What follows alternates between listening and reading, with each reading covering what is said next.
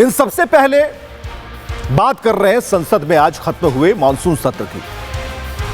संसद का मॉनसून सत्र आज खत्म हो गया। 19 दिन से मॉनसून सत्र चल रहा था, लेकिन इस बीच एक भी दिन ऐसा नहीं रहा जब विपक्ष ने हंगामा न किया। और आज भी वही हुआ। प्रधानमंत्री मौजूद थे, उनके सामने हो हल्ला हो रहा था और आखिर में स्पीकर ने सदन को स्थगित कर दिया। यह मजबूरी हो गई, सदन नहीं चलने देंगे। देखिए क्या हुआ।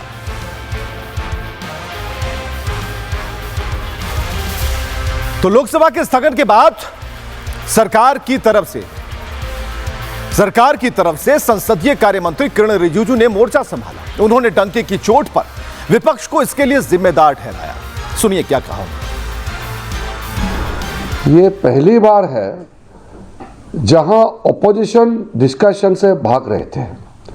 पार्लियामेंट्री डेमोक्रेसी में ऑपोजिशन डिस्कशन के लिए डिमांड करते हैं और सरकार उसका जवाब देते हैं।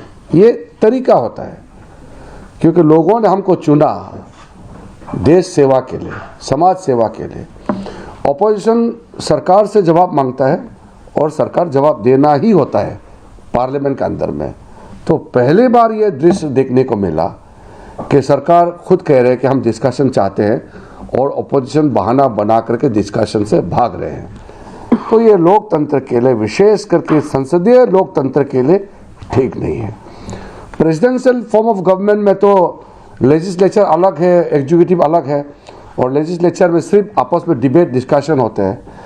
पार्लियामेंट्री फॉर्म ऑफ डेमोक्रेसी में हाउस के अंदर में सवाल जवाब होते हैं, क्वेश्चन आवर चलने नहीं दिया और डिस्कशन सरकार खुद प्रपोज किया।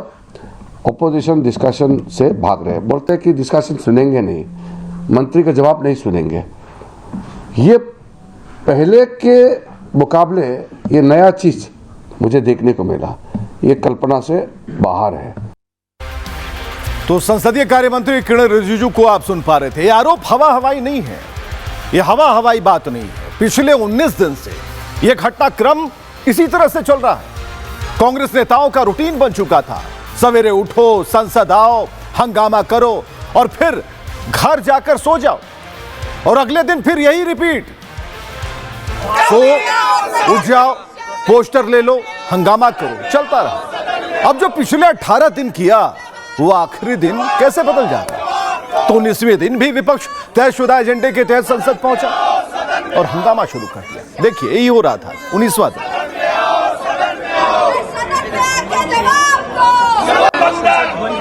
56 इंच का छोटा बंदर, 56 इंच का छोटा बंदर,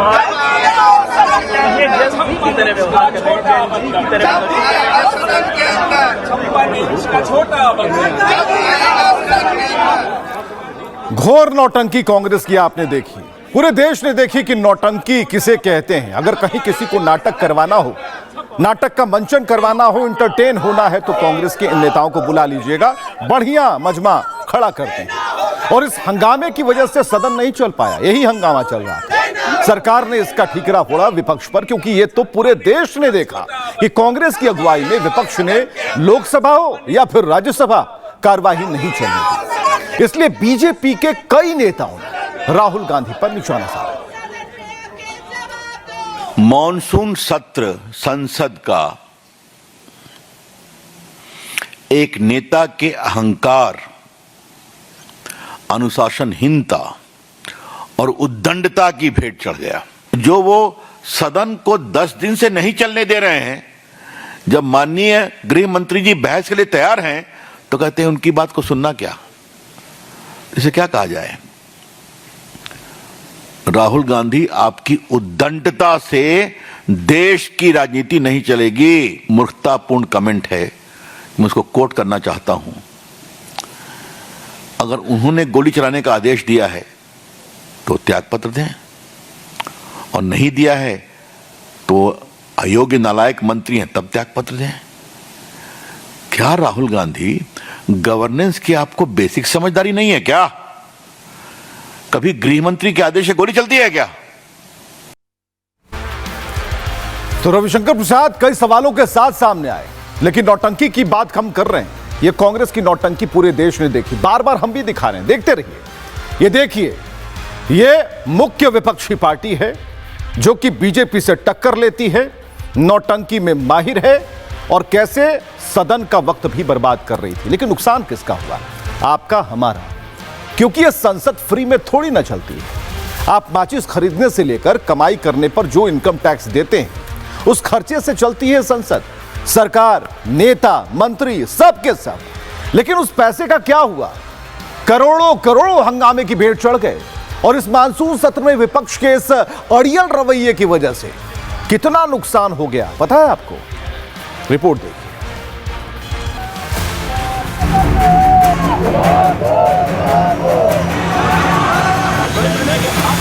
भी चर्चा होगी, लेकिन एक मुद्दों पर सदन तो चले ना। संसद का मॉनसून सत्र, जिसका इंतजार कई महीनों से किया जा रहा था, वो आज अनिश्चित काल के लिए स्थगित हो गया। सदन की कार्रवाई अनिश्चित काल के लिए स्थगित की जाती है। देश को उम्मीद थी कि सरकार और विपक्ष के बीच सार्थक चर्चा होगी।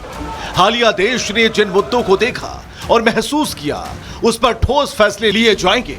विकास के कई बिल अधर में हैं, लेकिन ये सब अटक गए क्योंकि विपक्ष देश का स्तर नहीं बल्कि शोर के पैमाने को ऊंचा उठाने में यकीन रखता है। तो भी चर्चा होगी। संसद के इस मानसून सत्र में कई बिल पेंडिंग थे, लेकिन शोर का तूफान ऐसा उठा कि उसके आगे सब दब गए। हर दिन लोकसभा और राज्यसभा दोनों कई बार स्थगित किए गए। ज्यादातर दिन प्रश्नकाल और शून्यकाल नहीं चले। लोकसभा में सिर्फ 19% काम हुआ, मतलब करीब 16 घंटे। राज्यसभा में इस मुकाबले थोड़ा बेहतर काम हुआ, लेकिन वो भी 39% ही कारगर रही, मतलब करीब 38 घंटे।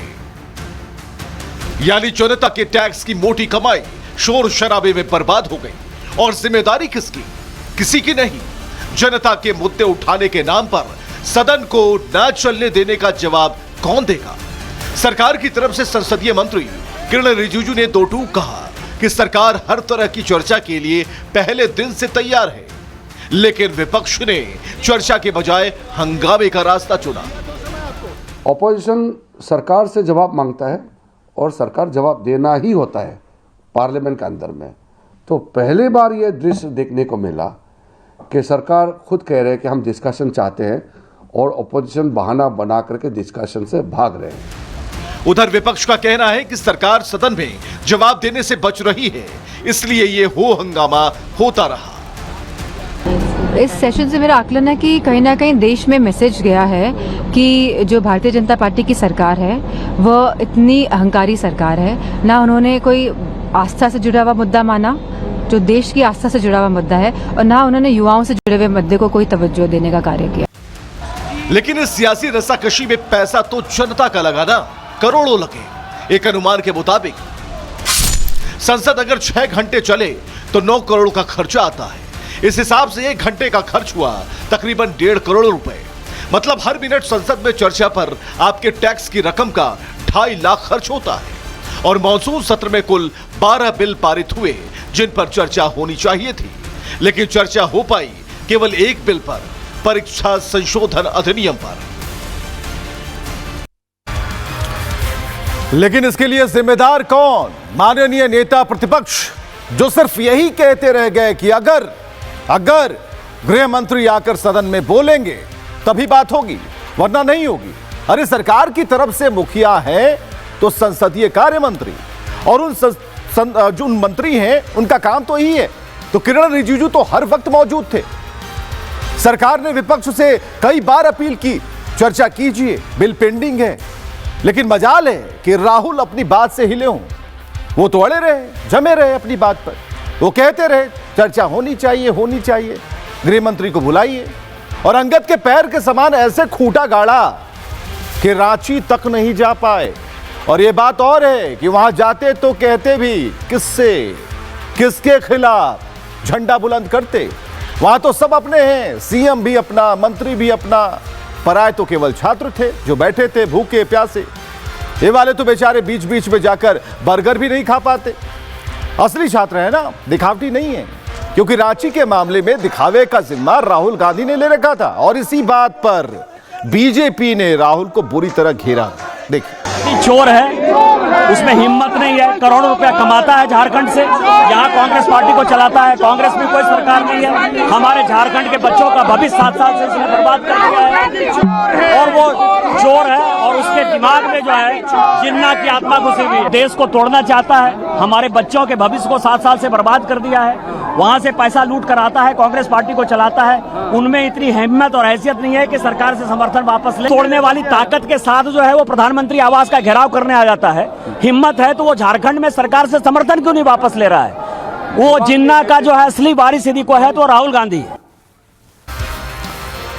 हालांकि अकेली कांग्रेस नहीं है जिसे पॉलिटिकल माइलेज का शौक हो। समाजवादी पार्टी भी अपनी साइकिल लेकर इसी रेस में कूद पड़ी और इस मॉनसून सत्र में वंदे मातरम बिल पर किसी तरह सहमति बनी और वो पास हुआ।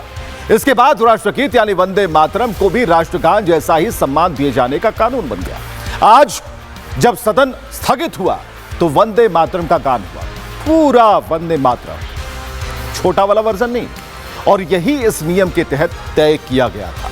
लेकिन राष्ट्रगीत के सम्मान में खड़े होने पर सपा के नेताओं के घुटने दुखने लगे।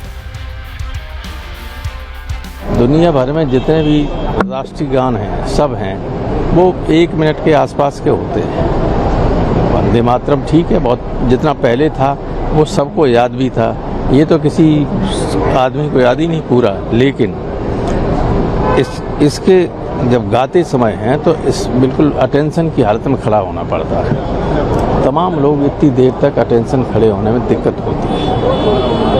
अब इन लोगों को करना ये चाहिए कि उसको वंदे मातरम की जो कॉपी है सबको दें और नए हिसाब से लोग कानून भी बना दिया है, लेकिन उतना खूबसूरत नहीं लगता जितना पहले गाया जाता।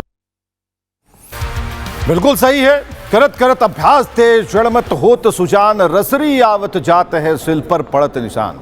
जब हाथ में आ जाएगा ओरिजिनल वाला वर्जन तो रोजाना घोटने से वो याद भी हो जाएगा और ओरिजिनल वर्जन याद करने में दिक्कत कहाँ है। आज जैसे ही सदन में ये हुआ हम भी अपनी सीट पर खड़े हो गए। हमारा पूरा दफ्तर, सभी लोग पूरे सम्मान के साथ, पूरे आदर भाव के साथ उसे सुना और हमने गुनगुनाया।